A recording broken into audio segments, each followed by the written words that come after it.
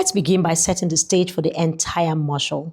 Before we look at certification structure, exam details, study strategy, we first need to understand what this module is trying to do for you. This module introduces the purpose of this particular learning portal and explains how it would help you prepare for the Togaf Enterprise Architecture Foundation exam, and also highlights the value of certification and gives you a clear understanding of your qualification path. So my question to you is, before starting a certification journey, what do you usually need the most? Do you need clarity, confidence, structure, or motivation? Let me give you a typical example that happens often.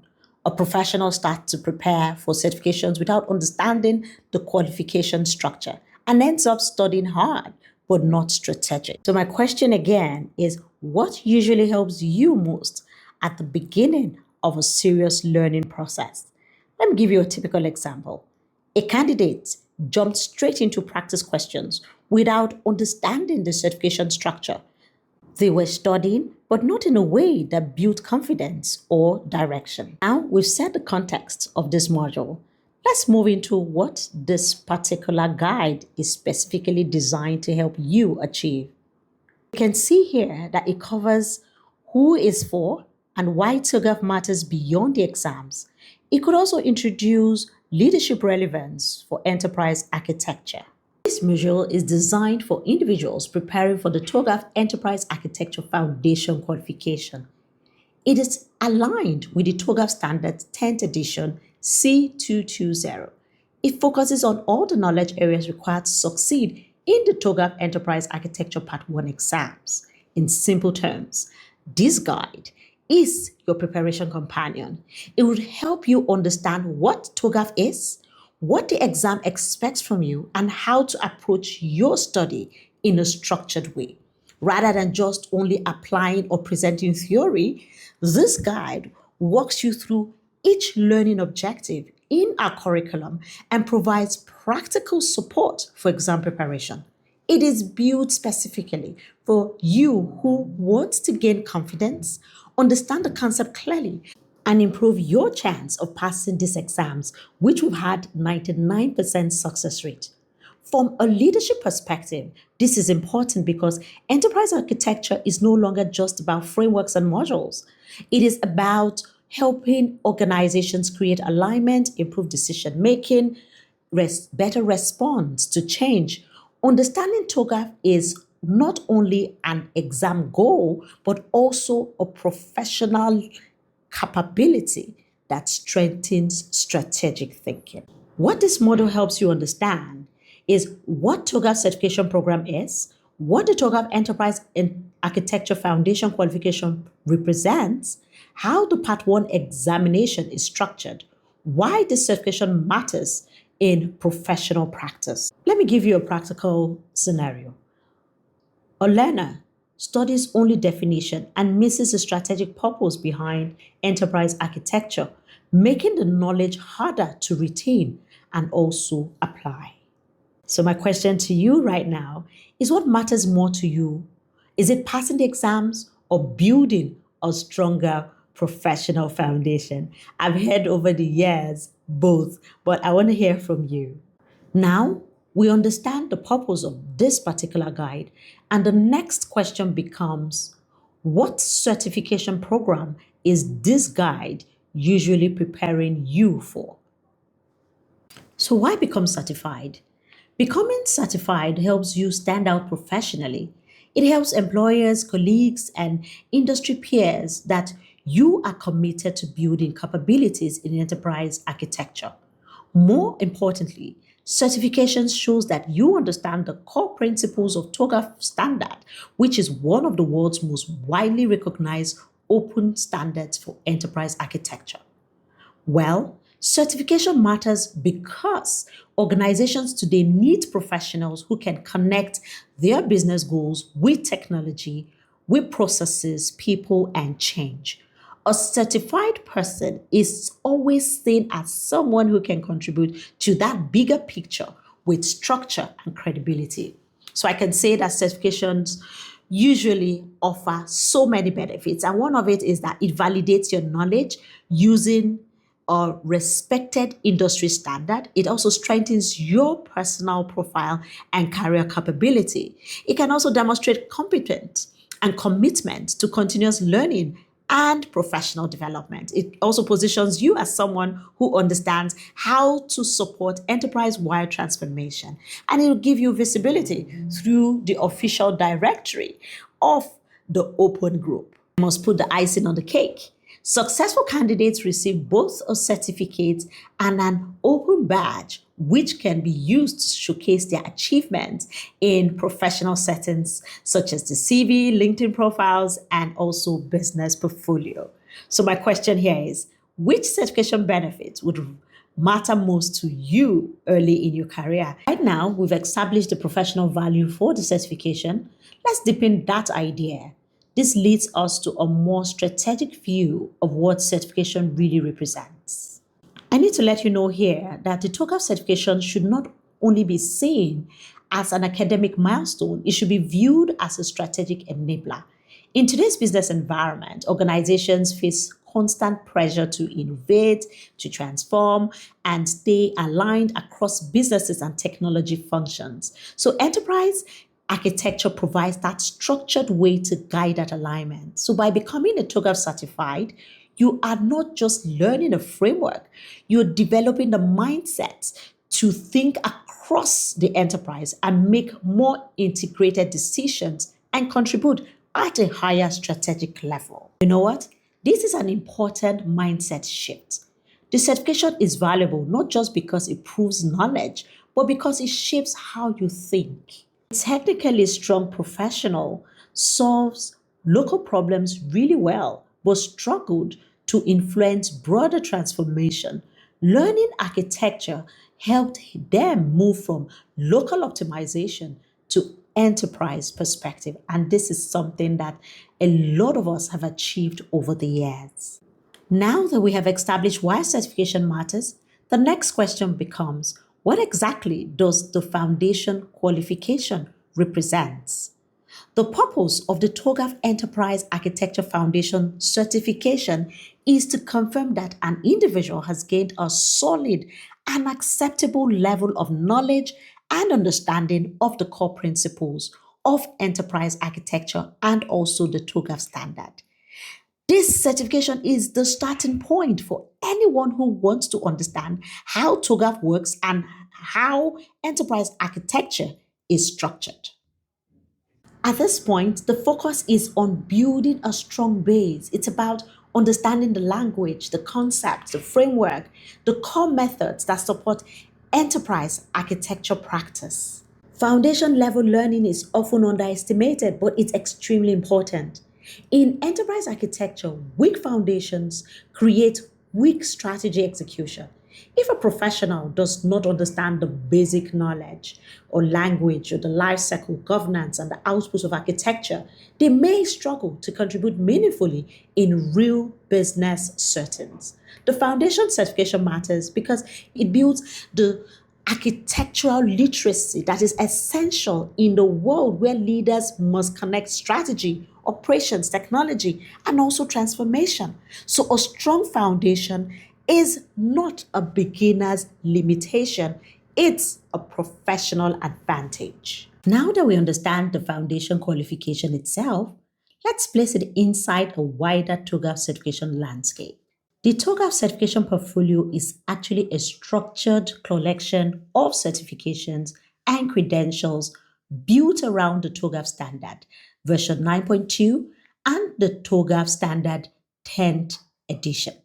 In simple terms, this portfolio gives you different paths to build your enterprise architecture knowledge depending on your role, experience level, and career goals.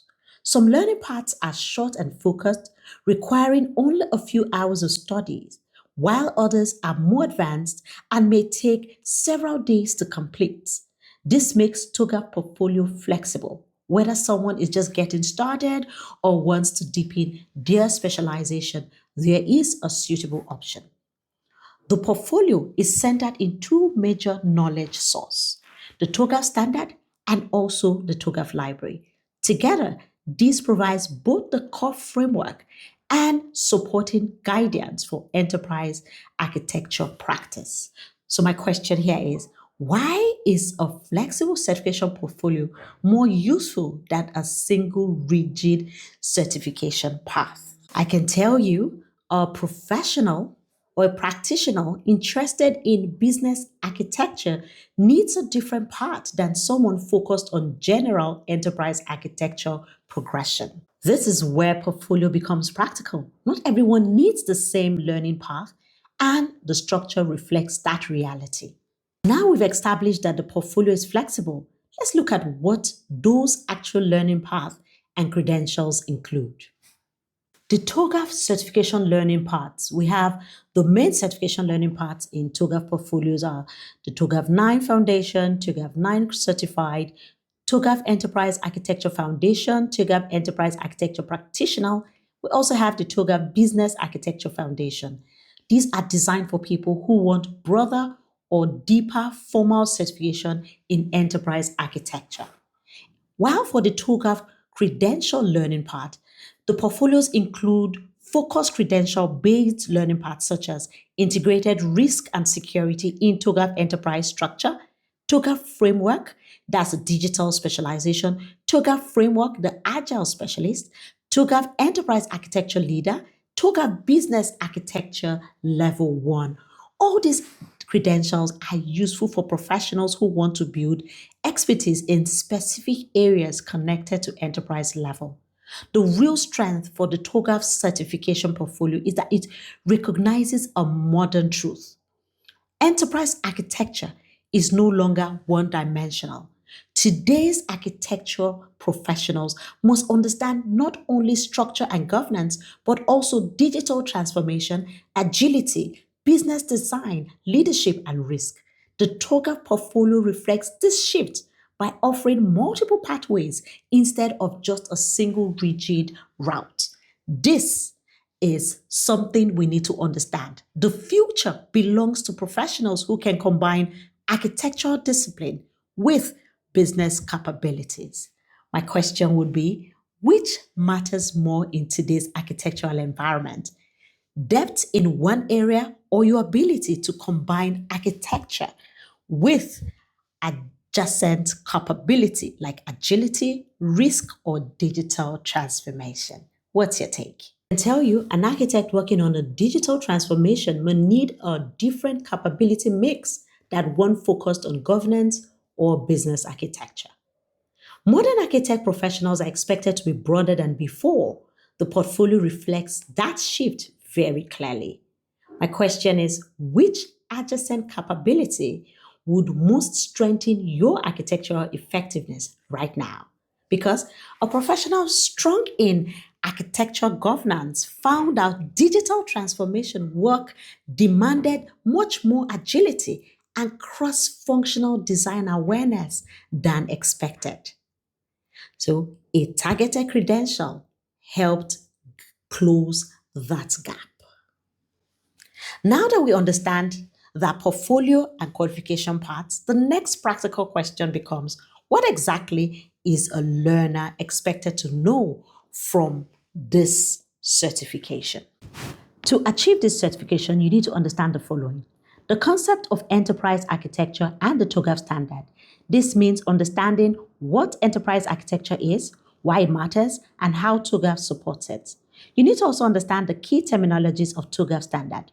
You must become familiar with the important terms and language used throughout Togaf.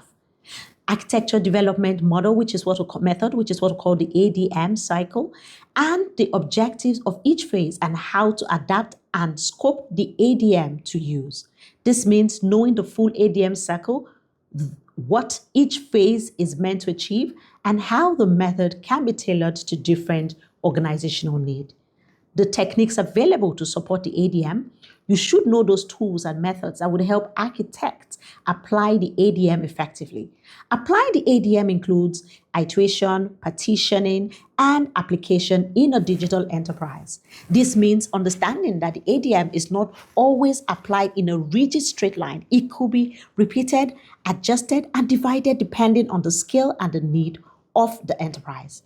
And also how architecture governance contributes to architect development. You need to understand how governance provide control, directions, consistency, and accountability. And then architecture context, the output produced while executing the ADM. This will refer to the deliverables, the artifacts, and the building blocks created throughout the architectural process. The key items to remember here is concepts, terminology, the ADM cycle, the ADM techniques, applying the ADM, architecture governance, architecture context. Now that we understand or we've established what learners are expected to know, let's move into the exam itself. Certification for Togaf Enterprise Architecture Foundation is achieved by passing the Togaf Enterprise Architecture Part 1 exam. And this exam is multiple choice, which contains 40 questions. Not all topics carries the same weight. Some sections are considered more important, so they appear more often in the exams. And this is where preparation becomes strategic. Knowing the format is useful, but knowing the weighing is where smarter study begins. The exam covers the following areas. The concepts has 8 questions. Introduction to ADM has 14 questions. Introduction to ADM techniques has just 6 questions. Introduction to applying the ADM has 4 questions. Introduction to architecture governance has 3 questions. Architecture context has 5 questions. This breakdown tells you something very important. The ADM is the heart of the foundation exams. So since this ADM section has the highest number of questions, it serves the greatest study attention. Concepts, techniques, and architecture context are also important, but the ADM carries the stronger weight in the exam structure. So one of the smartest ways to study for any professional certification is to follow the weighing. Now let's stay with the point for a moment because repetition here is useful. The weighing is not just on exam details, it shapes how you should think about preparing. The exam covers the following, which you said, the concept 8 questions, introduction to ADM 14, introduction to ADM technique 6 questions, introduction to applying the ADM 4, introduction to architecture governance 3, architecture context 5. Now that we have covered the context and weighing, let's move into more practical exam conditions that you need to be ready for. One of it, before taking the examination, you need to prove your identification. The exact type of photo identification depends on the examination provider. In simple terms, do not make assumptions. Check with your provider ahead of time so you know exactly what form of ID is accepted. This will help you avoid unnecessary stress or being turned away on exam day. Practical guide will be, make sure your ID is valid and not expired, a recognized ID such as driver's license, international passport. Another question here could be, can I refer to materials while I take these exams?